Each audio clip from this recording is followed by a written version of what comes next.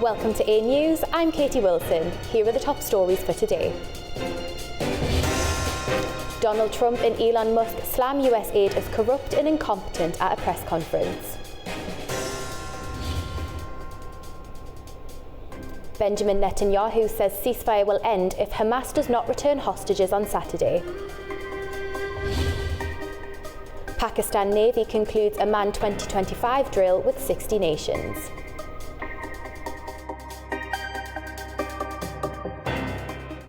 US President Donald Trump and billionaire Elon Musk are taking aim at the US Agency for International Development, calling it corrupt and ineffective. Their criticism is part of a broader push to cut government spending, with foreign aid now under heavy examination. Speaking at the White House, Elon Musk, who now oversees US government efficiency, questioned USAID's impact, claiming it interferes in elections. I think that there are some worthy things, but overall, if you say what is the bang for the buck, I would say it was not very good. And there was far too much of what USAID was doing was influencing elections in ways that I think were dubious and do not stand the light of day. President Donald Trump went further, calling USAID corrupt and pledging stricter oversight. The USAID is really corrupt. I'll tell you, it's corrupt. It's incompetent, and it's really corrupt. And I can't imagine a judge saying, well, it may be corrupt, but you don't have the right. You got elected to look over the country and to, as we say, make America great again, but you don't have the right to go and look and see whether or not things are right that they're paying or that things are honest that they're paying. The remarks have sparked backlash, with pro-foreign aid advocates accusing the administration of undermining critical humanitarian efforts. Following Trump's order, USAID staff were placed on leave and its website went offline. Secretary of State Marco Rubio has been appointed acting administrator. Trump says the cuts have already uncovered massive fraud. We have massive amounts of fraud that we caught. I think we probably caught way over a lot of billions of dollars already in, 2 weeks? With Musk at his side, Trump has now ordered federal agencies to prepare for large-scale staff reductions, signaling further shake-ups in Washington. The US President Donald Trump has doubled down on his plans to take over Gaza to rebuild it, as he met with Jordan's King Abdullah in Washington, D.C. on Tuesday. They discussed regional security, aid efforts and the future of the Strip amid ongoing tensions. However, King Abdullah says Jordan has its own plans for Gaza. US President Donald Trump and Jordan's King Abdullah met in the Oval Office on Tuesday to discuss Middle East stability and humanitarian concerns. A few words, and thank you very much. While Trump reiterated his proposals to rebuild Gaza, King Abdullah announced that Jordan will reveal its own plans for the Strip. He also said that the Arab consultations are continuing, mentioning an upcoming meeting in Riyadh, and announced his country's plan to take 2,000 critically ill children from Gaza. I think the point is how do we make this work in a way that is good for everybody? Right. Obviously, we have to look at the best interests of the United States, of the people in the region, especially to my people of Jordan. And we're going to have some interesting discussions today. I think one of the things that we can do right away is take 2,000 children that are either cancer children or in a very ill state to Jordan as quickly as possible.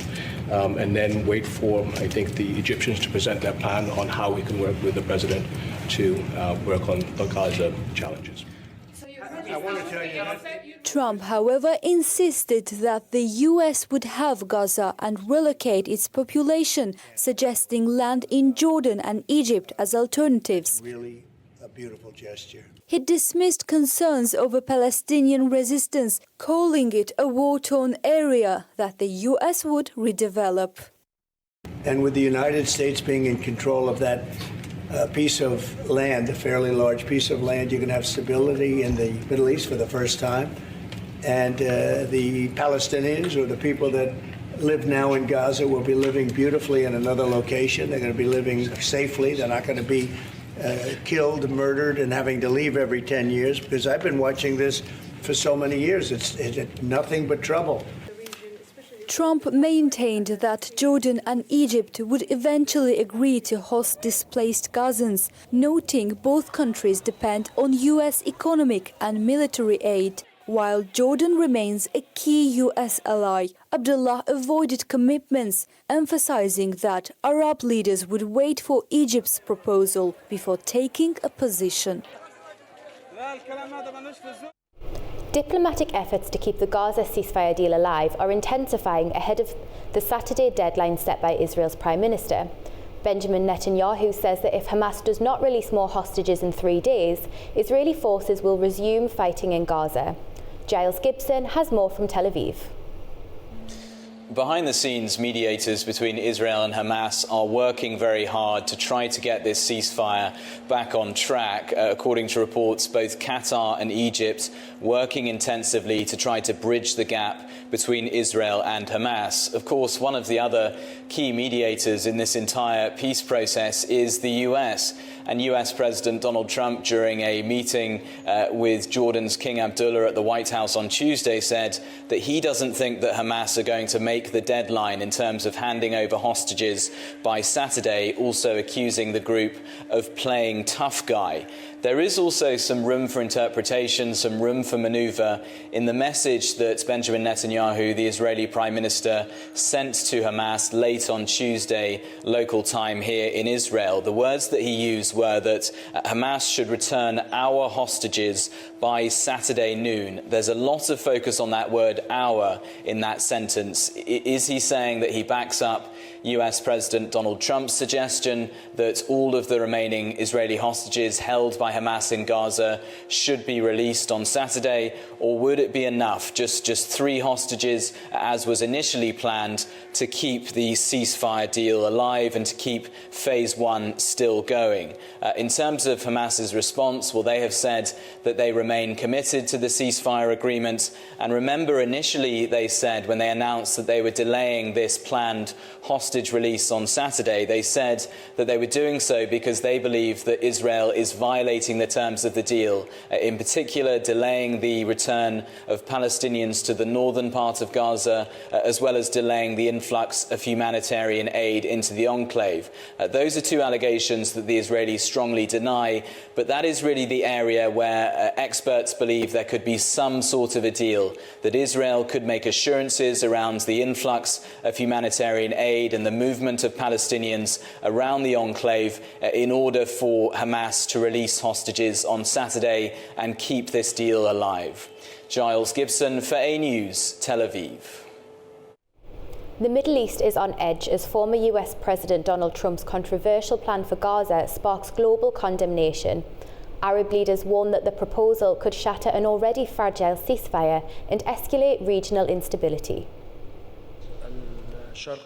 U.S. President Donald Trump's proposal to take control of Gaza was met with sharp criticism from Arab leaders, who believe it threatens regional stability and could derail a fragile ceasefire.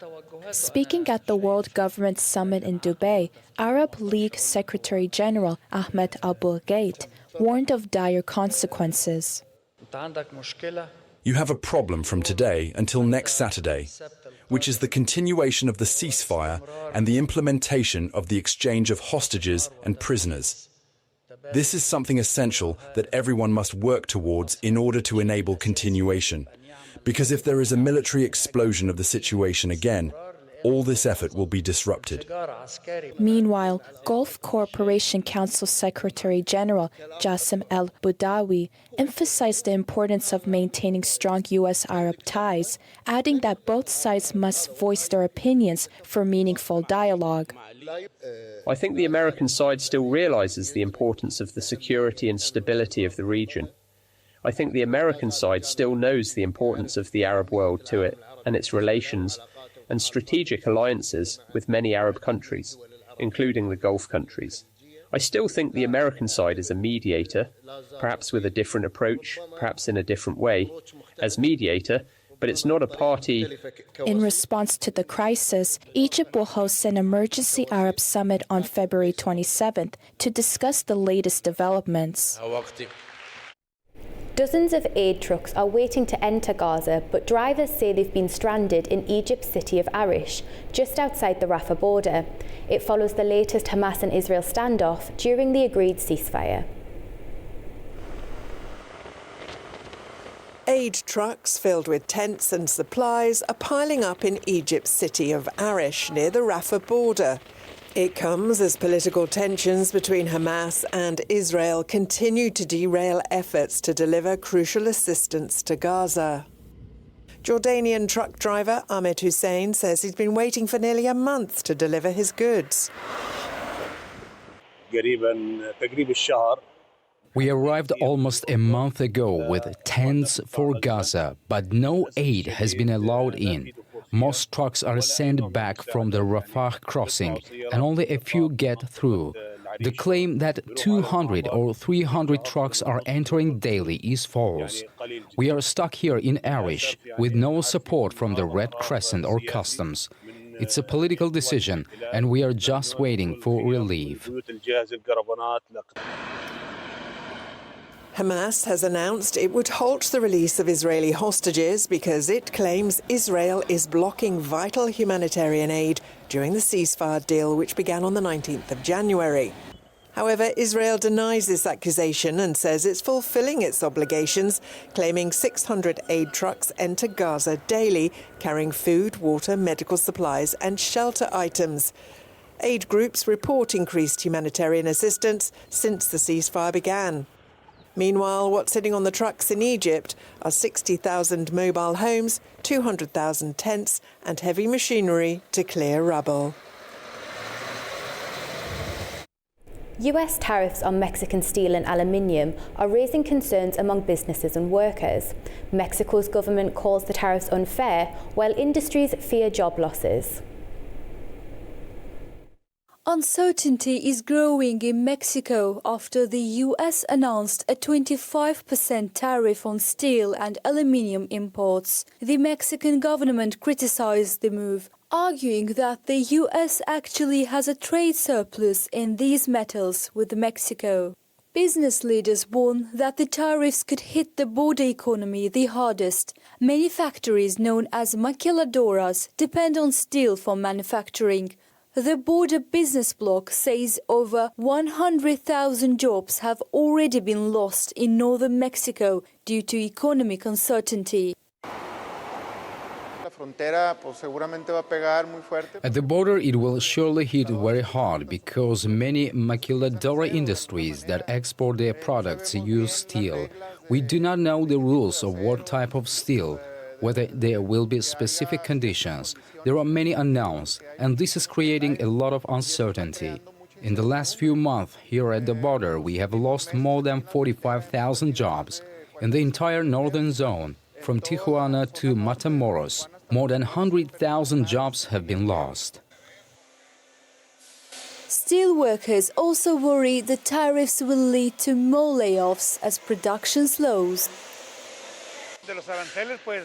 Tariffs do affect us because they can no longer buy material. It becomes more expensive and production here drops, so there would be no more work.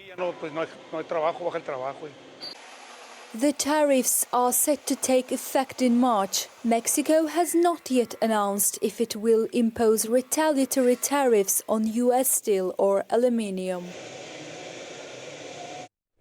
In Ukraine, a Russian missile attack on Kyiv early Wednesday morning resulted in at least one civilian death and 3 injuries. That's according to Ukrainian officials, who say a 9-year-old child is one of those wounded. A series of powerful explosions shook the capital and sparked multiple fires across the city. The strike comes after US President Donald Trump says he's been in contact with Kyiv and Russian President Vladimir Putin with calls for renewed peace negotiations. NATO's Secretary-General says there's no time to waste in ramping up defence production in the military alliance. The comments come as defence ministers of the military alliance are convening for the first time since Donald Trump assumed the US presidency. William Denslow reports from Brussels.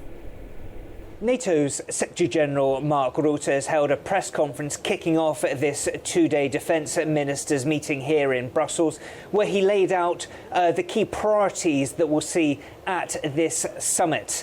Now, defence spending is set to be a key theme of the event. That is not surprising, considering the fact that consistently Donald Trump has complained that fellow NATO members are not spending enough on defence. Donald Trump has said he wants to see NATO allies spend upwards of around 5% of annual GDP on defence, up from the current NATO benchmark of 2%.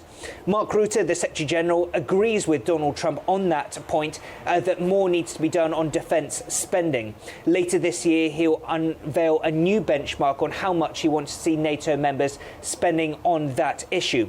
He says that the EU, European members of NATO and Canada need to invest substantially more, but he does say some progress has been made. He says there's been a 20% increase in their spending in 2024 compared to 2023, but says much more is needed. Also on the docket during this summit, production. Europe has said that it must scale up its defensive industrial base, so that'll be another topic of discussion, and of course support for Ukraine. The message from Mark Rutte, very simply indeed. He says that Ukraine must get stronger on the battlefield, and that will give them a stronger position when they reach the negotiating table with Russia in the future. William Denslow, A News, Brussels. Natural gas storage in Europe has fallen below 50%, a significant drop from the 67% occupancy rate of last year. The decline raises concerns about the region's energy security and its ability to meet future demand. Natural gas storage, a vital component of Europe's energy security, has dropped to approximately 49%, a significant decrease from the 67% occupancy rate at the same time last year. The EU's annual natural gas consumption exceeds 400 billion cubic metres, a significant amount in relation to Europe's total storage capacity of around 113 billion cubic metres. Among the 27 EU member states, 18 have natural gas storage facilities, which are crucial for managing supply and ensuring energy security. Storage levels are being closely monitored amid concerns that the market may tighten this summer as Europe faces increased demand to replenish its shrinking gas reserves. Among EU countries, France, one of the region's largest energy consumer, holds the lowest natural gas storage occupancy rate at 29.85%. The country is also failing to meet the European Commission's new target for natural gas storage, remaining well below the 90% target set for November 2025. While France struggles with its energy management, some EU countries are faring better, with Portugal's gas storage fully stocked, followed by Sweden at 88% and Spain at 69%. These varying levels shows the differences in preparedness across the region. Once reliant on Russian gas, the EU's imports from Russia have drastically reduced due to the ongoing war in Ukraine. As a result, the amount of Russian gas transported to Europe via pipelines fell by 28.4% in 2023 compared to 2022, reaching just 14.6 billion cubic metres, according to data from the Ukrainian government. Additionally, the natural gas transit agreement between Russia and Ukraine expired on December 31st, 2024. To ensure energy security, EU countries have turned to liquefied natural gas imports and implemented efficiency measures. Researchers say that current EU gas storage levels shows the failure of gas security policies since the 2022 crisis. Experts predict a gas shortage by the end of winter, potentially leading to costly policies that could trigger a global rush to replenish supplies, impacting the EU as well as neighbouring regions Asia and Latin America. The energy crisis is far from over, with long-term challenges ahead for Europe.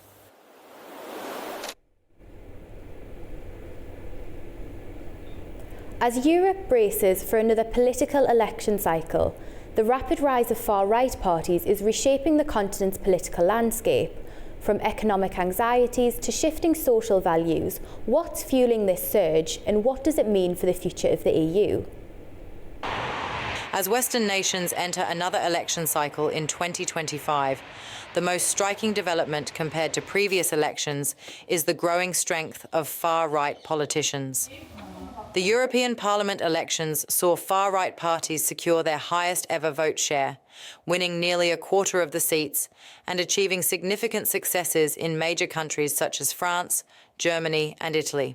This trend extended beyond the European Parliament, influencing local and presidential elections in Germany, Austria and Romania. The far-right's victory in local elections in Germany in 2023 marked the beginning of a broader surge across Europe.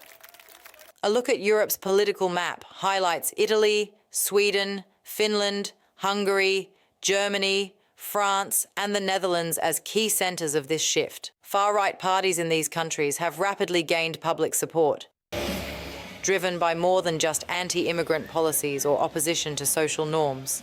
Their appeal is rooted in deeper economic, social, and cultural dynamics. One of the key drivers behind the far-right's rise is Europe's ongoing economic crisis and widening inequalities. Many voters feel that their concerns over job insecurity, rising living costs, and economic instability have been ignored by centrist and left-wing politicians. Far-right parties have capitalized on this by linking economic hardship to immigration, presenting national identity as a solution to financial struggles. Anti-immigrant sentiment remains a core pillar of populist movements, with far-right leaders amplifying the claim that migrants negatively impact national economies. Another factor fueling the far-right's rise is shifting attitudes towards gender issues. Right-wing parties have attracted more male than female voters by advocating for a return to traditional social structures. This appeal to family values has led to a resurgence of populist narratives around gender roles, with criticisms of women's rights and gender equality aligning with far-right rhetoric. Notably, far-right parties have gained traction among young voters, particularly first-time male voters. In Poland's 2023 election, nearly half of men aged 18 to 21 backed a far-right party, and a similar trend was observed in Portugal's March 2024 election, where 1 in 4 voters under 25 supported the far-right Chega party. The problem that we're facing in Europe is that there is a growing disavowalment, disconnection between the ruling elites that are no longer elites or just the political class, that has lesser and lesser quality and a lesser and lesser capacity of management, with crises popping up left, right, and center all over Europe. So, of course, immigration comes in, but immigration oftentimes doesn't integrate, and those that integrate are not noticed. Only those that are noticeable are the ones that don't integrate. Look at the problems of security that are arising in Sweden. And, of course, that is making the far right in Sweden grow, as well as in Finland and in so many other countries. Unfortunately, the only way to do this is to have a stronger political class, stronger institutions, and an awareness in the media and in education to be able to teach people what the consequences of extremism are and where this can lead. In Germany, 2024 surveys indicated rising support for the far-right Alternative for Deutschland among young men. Data from the Pew Research Center revealed that 26% of German men viewed the AfD favorably, compared to just 11% of women. This marked a 10-point increase since 2022, with youth unemployment and economic uncertainty seen as major contributors. AfD's vote share among under-24s increased by 11% compared to 2019, reflecting wider discontent. The rise of the far right is deepening ideological divisions in Europe. Prominent figures driving right-wing populism include Italy's Giorgia Meloni, France's Marine Le Pen, Hungary's Viktor Orban, the Netherlands' Geert Wilders, and Poland's Jarosław Kaczynski.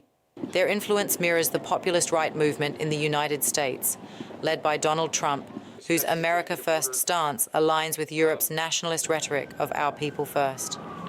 Both movements reject establishment politics and thrive on public discontent. If we do not protect the system, what we are going to see is the parties are going to be questioned after the politicians, then it's going to be the institutions, government first, then the legislative, then the judicial, and then finally it's going to be the system. So people are going to be asking for authoritarian governments to fix the problems that democracies were not able to fix. And this is the beginning of the end. The far right's growing influence poses challenges to the EU's political stability and core democratic values.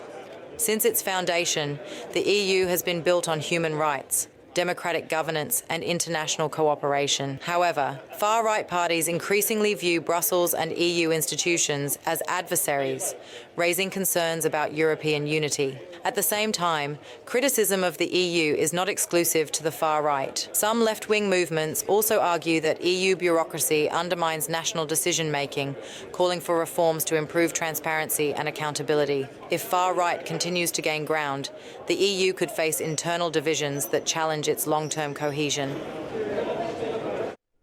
The Pakistan Navy's multinational exercise, Aman 2025, wrapped up in the North Arabian Sea.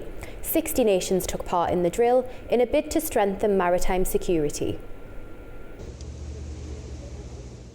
Pakistan's Navy concluded exercise Aman 2025 after days of naval drills and strategic discussions in the North Arabian Sea. The exercise, which began last week, is held every 2 years to enhance maritime security and international cooperation.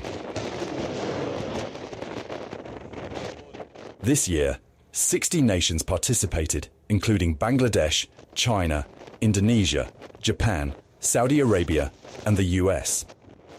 The Navy stated that the event demonstrated Pakistan's commitment to peace under the motto "Together for Peace." Chief of Army Staff General Asim Munir observed naval operations and maneuvers during the International Fleet Review on board Pakistan's ship Moawin. Commanding Officer PNS Moawin, Captain Humayun Yaqub, highlighted the exercise's expansion, noting it had grown from 28 nations in 2007 to 60 in 2025. The event featured warships, aircraft and special forces, where participants engaged in strategic discussions on maritime security. If countries are economically dependent, they will face difficulty in defending their national interests and resisting. The economy is the foundation of everything. These remarks were made by Azerbaijani President Ilham Aliyev in an interview with China Global Television Network. He also provided detailed insights into the country's recent achievements, international relations, and future goals. Azerbaijan's growing influence on the global stage and its foreign policy strategy have attracted significant international attention in recent years. Speaking in an interview with China Global Television Network during the World Economic Forum in Davos, President Ilham Aliyev outlined the country's key achievements, diplomatic efforts, and future priorities. President Aliyev highlighted Azerbaijan's greatest success as the full restoration of its territorial integrity and sovereignty. He emphasized that all actions were taken in line with international law, the UN Charter, and Security Council resolutions. So for almost 30 years, that was our national idea. And we mobilized all our efforts in order to achieve our goal and to restore justice. Unfortunately, international law norms and international organizations were not helpful because resolutions which were adopted by numerous international organizations just remained on paper. We had to resolve it ourselves and to restore justice ourselves. And this once again demonstrates that what really world needs now is full respect to international commitment. Reflecting on Azerbaijan's economic progress since gaining independence, the president pointed to the country's financial stability and resilience. With a very low rate of foreign debt vis-à-vis GDP, it's only 6.9%. Based on that, we initiated large-scale projects which created connectivity in the region, and we're well established in the region of Southern Caucasus and Caspian, where we belong to. And definitely we've been strongly defending our national interests, our lifestyle, our independent policy, and achieved a lot of successes. So I would say example of Azerbaijan is a country which is relatively new on international map, defending its national interests and establishing good contacts around the globe, demonstrates that when you have stability, when you have unity in your society, you can defend your interests. President Aliyev also highlighted Azerbaijan's leadership on the global stage, recalling the country's 4-year chairmanship of the Non-Aligned Movement, the world's second-largest international body after the United Nations. Definitely, our target was to position Azerbaijan on political and economic map of the world. And hosting a climatic conference, which unites almost 200 countries, was a big challenge, a big responsibility, and also a big success. And another demonstration of Azerbaijan's diversified foreign policy is that our nomination was supported by all the parties. Almost Congratulations! 200, yes, almost 200 parties, I mean countries and international organizations, unanimously supported Azerbaijan's nomination. Prior to that, we successfully chaired for 4 years a non-aligned movement, which unites 120 countries and is second largest international institution after General Assembly. So this demonstrates that our policy, based on friendship, cooperation, non-interference in internal affairs of any country, really gains support on international arena, so we can be a host country for such a global international event. Turning to Azerbaijan's relations with China, President Aliyev described last year's strategic partnership agreement as a significant milestone. He noted that cooperation between the two nations extends beyond economic ties, playing a crucial role in regional connectivity. Azerbaijan, he said, has modernized its infrastructure along the Middle Corridor, a key transport route linking Asia and Europe. Yes, definitely it provides alternative and it provides opportunities for business, because Azerbaijan's position on Middle Corridor is not just to be a transit country and to get more fees from transit. Our target is to build facilities en route in Azerbaijan to help private sector to take advantage of that. And of course, since that panel which you referred to, a lot have happened in this area, including in relationship between China and Azerbaijan, as I already said, about strategic partnership.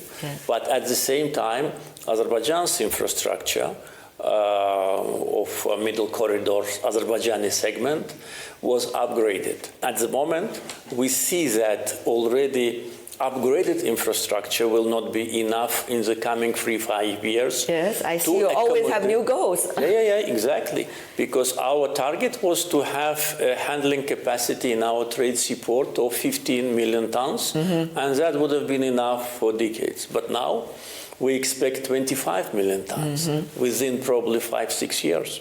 So what we're doing at the moment, we are financing expansion of our trade seaport, expansion of our railroad infrastructure. We know that there are connectivity projects in Central Asia, also largely financed by Chinese government. Another routes towards the Caspian, that means towards Azerbaijan, so we must be absolutely prepared for that. And I'm sure that One Belt, One Road initiative of President Xi Jinping will create additional opportunities for all the countries. And again, it is connectivity, it is business opportunity, and it is stability and security, because we all become interdependent.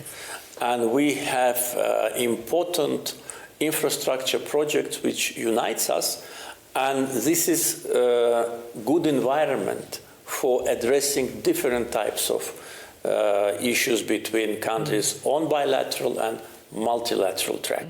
Concluding his remarks, President Aliyev stressed that leadership requires fairness and honesty, underscoring the importance of trust between a leader and their people. The trial of Ruben Vardanyan in Azerbaijan is drawing international attention as he faces serious charges linked to terrorism and war crimes. Ukrainian lawmakers are vocal in their condemnation, highlighting his alleged ties to the Kremlin. The case continues to spark political debate across multiple countries. The trial against Ruben Vardanyan, an Armenian citizen accused of torture, mercenary activities, war crimes, terrorism, and financing terrorism, is underway in Azerbaijan. He is alleged to have funded and organized illegal armed groups in Karabakh. Vardanyan's controversial background extends beyond these charges. The Organized Crime and Corruption Reporting Project exposed his role in moving billions through offshore accounts via his company, Troika Dialogue, benefiting Russian oligarchs and state-linked entities. He renounced his Russian citizenship in 2022 to evade Western sanctions, but was sanctioned by Ukraine for supporting the Russian occupation army. His trial in Azerbaijan has reignited discussions among Ukrainian lawmakers about his international criminal activities. Yuri Kamelchuk, an MP from the Servant of the People Party, states in videos on his personal accounts that Vardanyan is completely discredited. If he weren't in custody in Azerbaijan, he should be delivered to Ukraine or Lithuania, for example. By the way, the Mirot Fore's website states, subject to immediate detention and transfer to law enforcement agencies of Ukraine or NATO countries. Mykola Halushko, Kamelchuk's party colleague, wrote on Facebook that Ruben Vardanyan is twice an enemy of Ukraine and Putin's Russian puppet and wallet. Halushko was supported by his colleague Alexander Fedienko, who highlighted Vardanyan's close ties with Putin. Цей діяч, відомий достатньо величезною своєю близькістю до Путіна, став символом. Vardanyan is a figure known for his closeness to Putin, who became a symbol of financial support for Russian aggression. Since 2019, his name has appeared in investigations and sanctions lists of the USA, EU and Ukraine.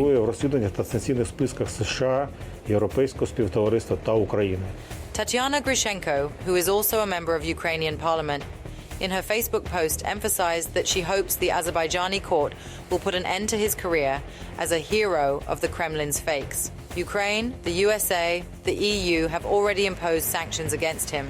But for such people, sanctions alone are not enough. Only a real term will stop this crime machine.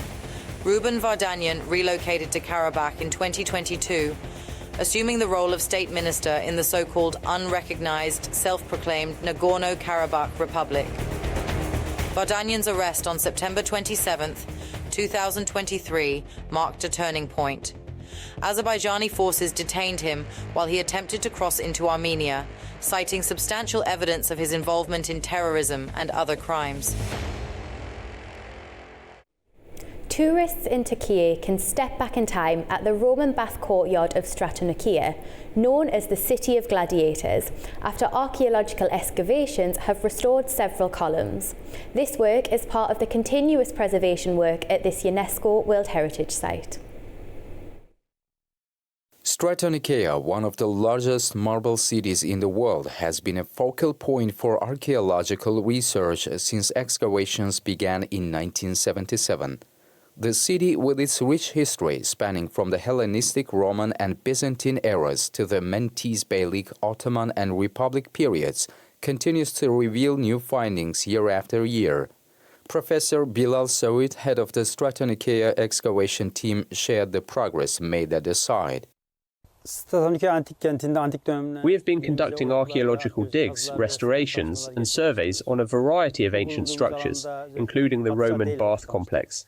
The recent work in the Roman bath area focuses on the palaestra, or the sports area, which has been excavated in detail over the last 2 years. In the recent excavations, the team uncovered 36 columns from the bathhouse's courtyard. Last year, we completed the excavation of the columns and all associated materials. With the intact materials from these columns, we've successfully reconstructed them, placing their upper structures back in place. Visitors to the site will now be able to walk through and admire the complete Roman-era columns, along with their decorative elements, offering a glimpse into the past. The project has unveiled layers of history spanning from the 1st to the 7th century AD, reflecting various additions and alterations to the structure over time. This restoration effort is part of the Heritage for Future project, which aims to protect and preserve Turkey's ancient treasures for future generations. You were watching A News. Thank you for staying with us.